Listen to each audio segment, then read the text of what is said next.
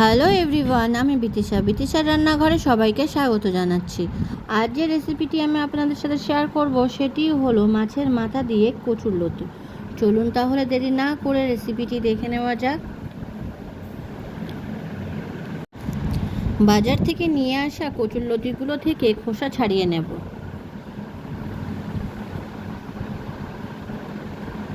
কচুরলতিগুলোর খোসা ছাড়ানো হয়ে গেছে, এবার ছোট ছোট টুকরো করে কেটে নেব।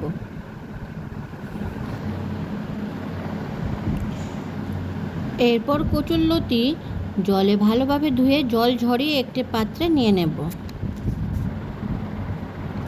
কড়াইতে অল্প পরিমাণে জল নিয়ে তাতে লবণ দেব। এরপর কচুরলতিগুলো দেব, ঢাকা দিয়ে সিদ্ধ হতে দেব। 5 থেকে 6 মিনিট পরে ঢাকা খুলে নেব।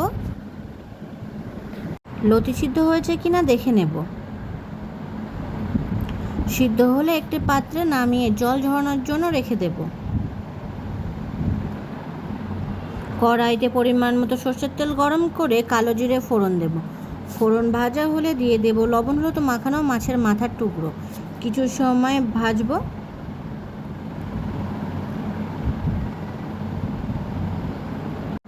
মাছের মাথা ভাজা হলে দিয়ে দেব কয়েকটা কোয়া গোটা রসুন। রসুন ভাজা হলে দিয়ে দেব পেঁয়াজ কুচি ও বেশ কয়েকটা চেরা কাঁচা লঙ্কা। কিছু সময় কষে নেব।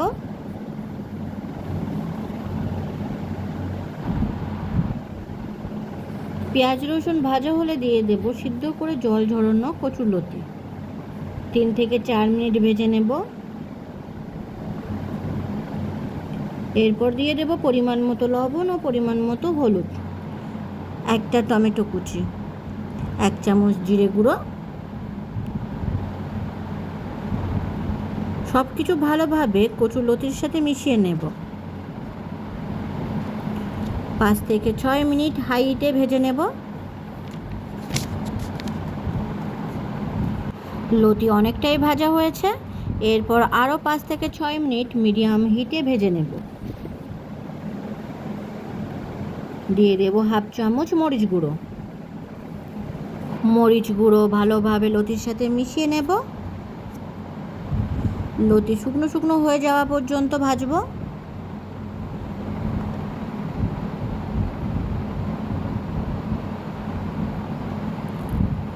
তৈরি হয়ে গেছে মাছের মাথা দিয়ে কচুরলতি।